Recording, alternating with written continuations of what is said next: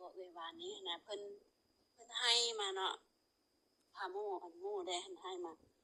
เพิ่นละว่าหมู่ละว่าอันเอาดีตีว่าซั่นก็ตกใจเพิ่นให้แท้ให้ว่าแล้วอันแล้วพาเพิ่นไปถามออดี้แล้วว่าบ่ได้ตีว่าซั่นหมู่ก็ว่าบ่ได้ตีอันหมู่อยู่หน่วย4นำกันหั่น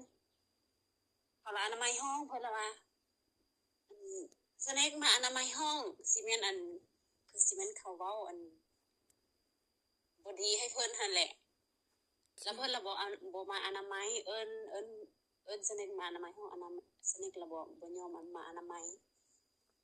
ว่าซั่นถามแล้วบ่ได้ถามออดี้ก็ว่าบ่ได้ตีว่าซั่นยิงก้มก็ว่าเราบ่ได้ตีว่าซั่นก็เลยว่าฝากไปรวมแน่ก็เลยว่า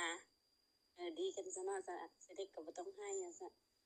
สเน็กก็บ่สาวให้ว่าซั่นก็เลยมารวมมื้อวานหั่น ก็บ่ได้ถามว่าเพิ่นแล้วก็ถามมันสเน็กอีกว่าอันเอาดีตีลูกบ่ว่าซั่นดีแท้ว่ะเว้าดีๆว่าซั่นเอาดีก็เว้าดีๆบ่ได้ตีสเน็กก็ว่าบ่ได้ตีว่าซั่นก็เลยบ่ได้ถามคันบ่ได้ตีแล้วบ่ให้เนาะ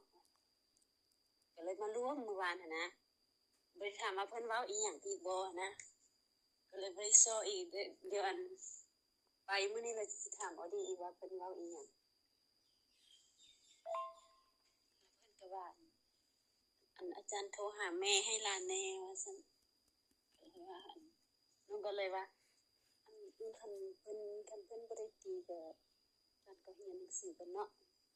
อีกจักหน่อยแม่จะมารับเนาะแล้วเพิ่นก็ว่าโดยว่าซั่นแล้วก็เลยไปรวม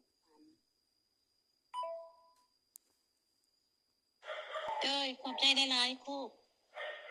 เพราะว่าอันมาเฮือนนะเพิ่นจมเลยไหายเลยว่าซั่นนั้น ว่าเฒ่าดีหั่นด่าว่าบ่แม่นตีด่ามาด่าเพิ่นนะก็สิเป็นเพิ่นขี้คร้านนั่นแหละเพิ่นบ่อนามัยห้องช่วยเขาตินี่ ขอบใจหลายๆเด้อครูเด้อขอบใจ